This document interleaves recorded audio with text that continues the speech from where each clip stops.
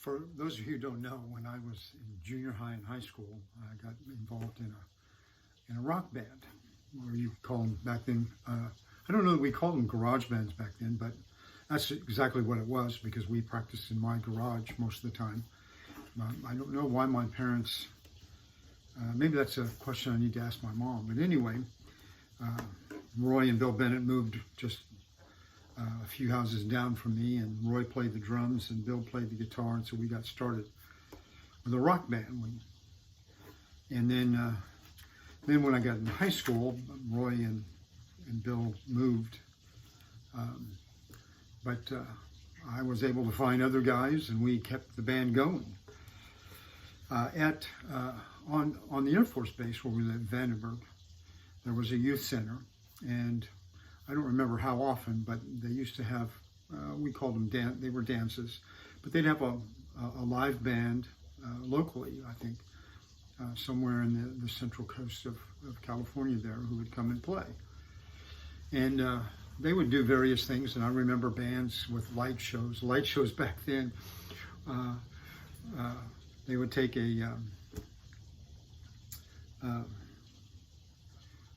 oh, never mind. I'll talk about it later. I can't think of the name of that machine. But anyway, we had light shows. We had all kinds of things. Well, one night, this band showed up, and the bass player. I played bass in our band, and so I always noticed the bass player. I always, stood close to him and watched him and listened and so forth to how he played. That was mostly how I played, was by ear, not by actually reading music. Anyway, he had a guitar I'd never seen before. I think it was called a Harmony bass guitar. It kind of looked a little bit like a Fender. I think it was probably a Fender knockoff or a Fender copy. And it was a good bass. I liked it. But this guy had a Gibson EB3 or an EBL, one of the two. It was called their SG series. And it had a cherry finish, and I saw that and I fell in love. I mean, I was over the top. I could not believe the look of that, and I wanted one in the worst way. And of course, back then, we didn't have the availability we do today through the internet and so forth. And if we had the internet, I probably would have looked up to see how much they were, but I knew that it was more expensive than I could take. And I've looked it up. It was actually about $365 back then, in 1968. I think that was the year I saw it. And that would have been in fact, in 1972, I paid $450 for my used Corvair. So that would have been a lot of money for me to save up. Minimum wage was $1.65 an hour back then, so that would have been a hard time. Now, if I had found a poster, if I had known that there was a poster of that someplace, I would have bought one and hung in my room. And if I could have gone up and asked the bass player to play it during his break, I would have done it. I would have been doing anything I could to get close to that bass, and my goal was to have one, if I could. Now, I think that the things that we love or important to us, we want to get close to, because we think that there's a benefit by being physically close. And we're whether we like it or not, we're still physical creatures that God made, and a sense of actual physical nearness is important to us. Now, if I had discovered back then, I didn't know this because I didn't really watch things on TV. And of course, there was no internet, so I could watch bands play anytime I wanted to. But one of my favorite groups, Cream, their bass player, Jack Bruce, actually sort of popularized this Gibson EB3. And if I'd have known that, I would have done anything to be close to him. I think that, we see and agree that when we love something, when it's important to us, we want to be close to it. Just like, when I met Pat and fell in love with her, I wanted to be close to her. I knew that being close was the way to get to know her, the way to develop a relationship, and so that's what we do. And I believe that if we come to believe that God exists, and we understand who he is, that we would desire to draw near.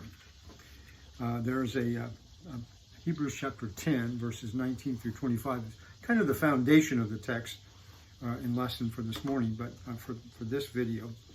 But anyway, the writer says, "Therefore, brethren, since we have confidence to enter the holy place by the blood of Jesus, by a new and living way, which he inaugurated for us through the veil, that is his flesh, and since we have a great priest over the house of God, let us draw near with a sincere heart in full assurance of faith, having our hearts sprinkled clean from an evil conscience and our bodies washed with pure water. Let us hold fast the confession of our hope without wavering, for he who promised us is faithful." So the writer says, let us draw near. Now, there, of course, Jesus has gone into the perfect tabernacle and given us a way through the veil, his flesh, but we can't actually physically get to there. But he still says we should draw near. I really think that the writer is sort of drawing upon the idea of the Old Testament, where there was the tabernacle, later on the temple. The tabernacle was created by Moses on command from God, because they were going through the wilderness and would need it for the next 40 years. And that would be their mobile temple, if you will. But in it, there was, there's the actual tent which is divided into two rooms, the holy place and then the Holy of Holies. And the Holy of Holies is where the high priest actually comes into the presence of God and sprinkles blood once a year on the Day of Atonement.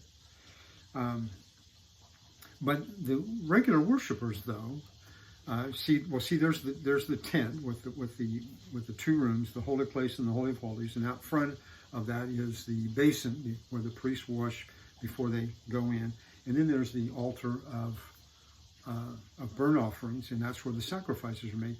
And then there's, of course, a sort of like a fence or a tent-like fence all the way around, and that's called the tent of meeting. There's an entranceway, and worshipers would come in and offer a sacrifice. They would have to lay their hands on it and then slaughter it, and then help the priest drain the blood. And depending upon which kind of offering, the priest would get some, and it would then be burned on the altar. But this was the way, though, that the average Israelite could draw near to God, and God wanted them to do that. That was a part and parcel of God making a relationship with them. He was going to dwell in Israel, and so therefore, his whole purpose was to have a relationship. And drawing near is the idea of coming near to worship. Later on in chapter 11 and verse 6, and I'll refer to this in just a minute as well, my translation, the New American, says, "And without faith it's impossible to please him, for he who comes to God." That's the same passage, comes to God. Comes is the same word that's translated draw near earlier. It means to approach. It means to come near to somebody. But the whole idea, though, is that God has given them the opportunity to come near, to worship. But when we read through the book of Hebrews and we ask, okay, faith draws near to God, how do we, what do we need? To what do we draw near? Chapter 4 in verse 16, it says, "Therefore let us draw near with confidence to the throne of grace." To the throne of grace. When I first when I was first baptized back in September of 1973 and started going to church more regularly, I noticed, before I got involved in the worship service and so forth, that men on Sunday nights, and then when we moved back up to moved back up to Lompoc, and I started attending church there in Lompoc, I noticed that a lot of men on Sunday nights says, "Lord, tonight as we approach your throne of grace." So because of the church I was raised in, I thought that was an evening prayer, because we had our prayers laid out in what we were supposed to say. And so I didn't realize that it just so happens that that's the way they prayed, and they used terminology and so forth. But the writer says, "Let us draw near to the throne of grace." I'm pretty sure that he's using that as kind of the idea of the mercy seat from the tabernacle, when The tabernacle was made, one of the pieces of furniture was the Ark of the Covenant, and on top of it was the mercy seat. And that was to let the Israelites know that that's where they found mercy. And that's where they found grace. God is not a God of wrath, and that's his only tone with us. God is a God of mercy and grace. And so we draw near to the throne of grace. We also draw near to Mount Zion. Chapter 12 in verse 18. For you have not come to a mountain that can be touched, and to a blazing fire, and to darkness and gloom and whirlwind. Of course, the writer is reminding them of Exodus chapter 18 and 19 when they approached Mount Zion and Mount Sinai. And this is what they saw. But then he says down in verse 22, but you have come to Mount Zion, and to the city of the living God, of the heavenly Jerusalem, and the myriads of angels, to the general assembly and church of the firstborn who are enrolled in heaven, and to God, the judge of all, and the spirits of the righteous made perfect. Well, and to Jesus. But anyway, so we come to Mount Zion, not the physical Mount Zion. And Mount Zion was where the city of David was. The temple was on Mount Moriah, and then there was the Mount of Olives, and then there was Mount Zion. And that was kind of the image of security and refuge and a fortress in the Old Testament. And now we have come to that. And so we come to Mount Zion. But it also says that we come to the city of the living God, to the heavenly Jerusalem, to the myriads of angels, to the general assembly, the church of the firstborn, and to Jesus. So we draw near to all of that. And as I read in chapter 11, verse 6, that without faith it's impossible to please him, for he who draws near to God must believe that he is. So we come to God himself. So you see, the writer of Hebrews wants us to see that faith, when we see who God is and what he's given us, it makes us want to draw near to him. And that's the whole reason why we have faith, is because we can draw near. Now, of course, in order to draw near, what do we need? Well, first of all, we need faith. Chapter 11 and verse 6, without faith, it is impossible to please him. And if you're going to come to God, you have to come with faith. You have to come with confidence. You have to come with trust in him. And of course, that means reading Scripture and getting to know what he's done for you. If you haven't taken the time to read, if you haven't taken the time to look through Scripture and to sit down and really contemplate and think through what all God has done, then you're not going to believe that he exists, and you're not going to desire to come to him. But you see, though, if you go through all of that, then you have a reason to trust him. You know, faith is the assurance of things hoped for, the substance of things not seen. And so we see what God has given us, and even though we can't see it and put our hands on it, we can see that he's been faithful to us, and we can see that we can trust him. And so we need faith then in order to come to him. Chapter 10 and verse 22, let us draw near with a sincere heart and full assurance of faith. And so there it takes kind of a step further, full assurance of faith. I think that in some ways, you know, we need to keep growing and keep adding and keep assuring ourselves in our faith about who God is and what he has given us. And I think as we grow, as we take on new understanding, then that gives us that full assurance of faith. And then, of course, we need a sincere heart. Again, back in chapter 10, in verse 22, let us draw near with a sincere heart. You know, the word heart in our society today is more kind of the emotional thing. So, you know, when we see that special someone, you know, the heart beats faster. And when we talk about heart, you know, we mostly talk about our emotions. But in the Bible, the heart really is the interior self. It's the mind, the emotions, the will. It's kind of all of that combined. The emotions really are more given to the kidneys, than into anything else. But I think that the heart sort of includes that. And so a sincere heart means we don't have a hidden agenda here. Now, I know that we're not 100% perfect, and I think we tend to worry sometimes about the sincerity of our heart, mainly because, we do things we know we shouldn't be doing. But I think that sincerity is more the idea that, yes, I know who God is, and I'm trying, and I don't have a hidden agenda. I'm not, it's like, somebody comes up and becomes your best friend all of a sudden, and, maybe you don't think about it, but it turns out you've got something they want. And once they get it, then you're no longer their best friend. That's an insincere heart. Somebody who knows that they don't like you, they don't care about you. What they care about is what you've got. I'm pretty sure that most of us care about God, and we care about what He's got for us, and we care about serving Him. And like Job, even if we lost what we had, we'd still hold on to Him, because we would know by faith that it's more reasonable to be in His court than to not. So we come to God, and when we come to God, what we need is a sincere heart. Now, once we come to God, once we draw near to Him, here's what we're going to find. First of all, we're going to find salvation. Chapter 7 and verse 25.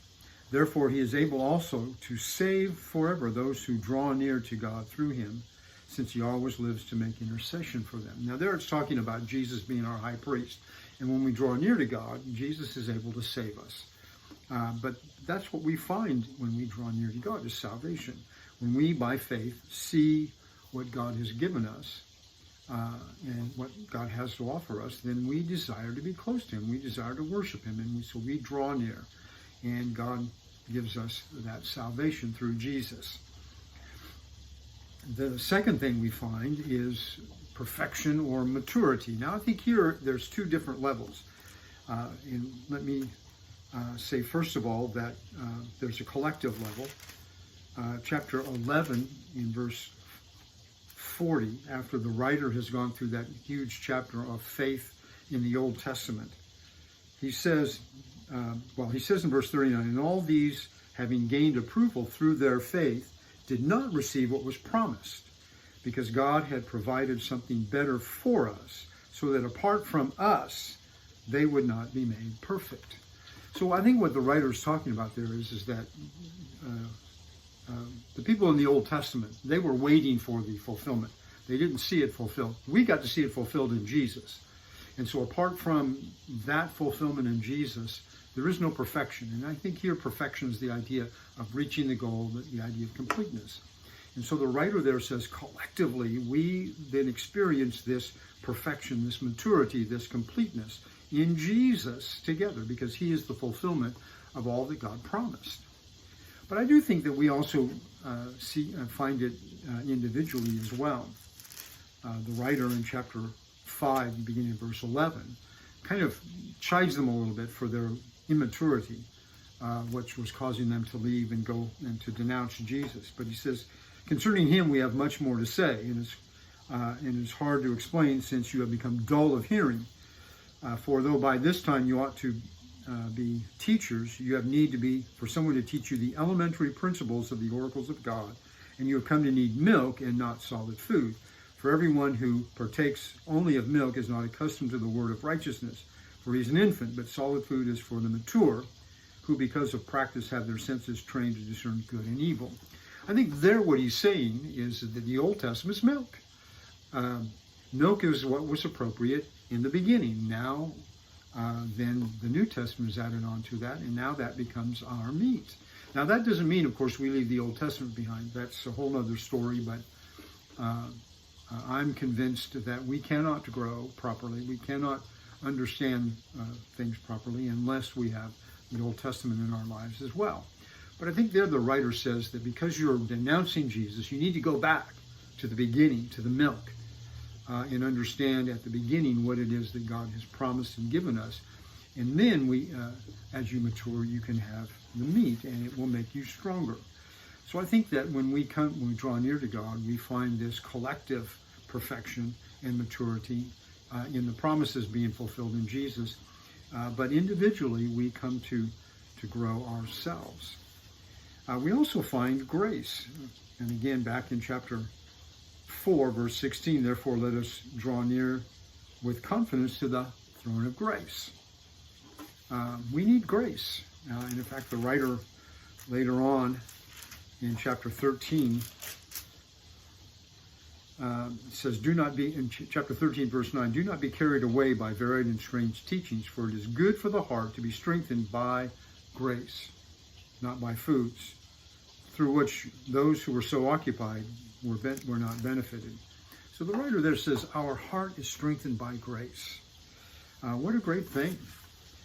God wants us to experience his grace. He doesn't want us to experience his wrath and his anger and his disappointment. He wants us to experience his grace. That's kind of his default position, so to speak. And that's what he wants all of us to have. And so that's what we find when we draw near, is grace, not this stern criticism. Now, and of course, that doesn't mean that we don't, that we just, can sit back and forget and not worry about anything that we do. Yes, we do. But we also, I think, find confidence. In chapter 3, verse 6, but Christ was faithful as a son over his house, whose house we are, if we hold fast our confidence. And the writer says, again in chapter 4, verse 16, therefore let us draw near with confidence. Chapter 10 and verse 19 says, therefore, brethren, since we have confidence to enter the holy place. And then chapter 10, verse 35, therefore, do not throw away your confidence. I think some translations use the word boldness. I think it's the idea of, I think originally the idea was to speak freely, which meant, I'm confident I can say what's on my mind. But here's the idea, that we can come to God with confidence. And so we draw near and we find confidence. The more we do it, the more we understand God, and we have confidence. And lastly, what we find when we draw near is an inheritance. Chapter 12, verse 22, to the General Assembly and the Church of the Firstborn. We are Church of the Firstborn. Paul says we're co-heirs. Jesus is the heir of God, and we are co-heirs with him. Here the writer says we are the Church of the Firstborn. In the Old Testament, the firstborn got double what everybody else did. And in here, we're all the church. We're all the firstborn. Jesus is the firstborn. We're the firstborn. And so we get what he gets. And so we find an inheritance. Just as the Israelites left Egypt to go to the promised land, which was their inheritance, so we're traveling through a wilderness onto our promised land, into our inheritance. So as I'm talking about faith in God, or faith from the book of Hebrews, we find in our faith that we draw near to God. But what we find is mercy, compassion, grace, patience. And we learn to be confident that we can approach him as we read and understand more and more about him. Don't get caught up in the idea of you have to do this in order to be, in order to, as though that, this is the only way to be saved with God. And I'm not trying to toss aside, the things that I believe or the teaching that I've been a part of for 40 plus years. I'm just saying that we need to come to God, first of all, and just understand his grace and compassion and patience, because he wants us to be close. Stop and think about all the characters in the Old Testament that found grace.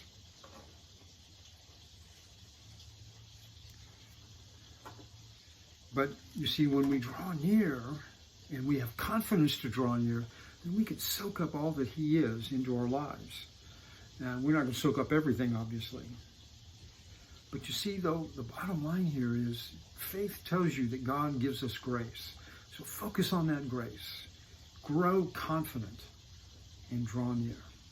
Thank you, and God bless.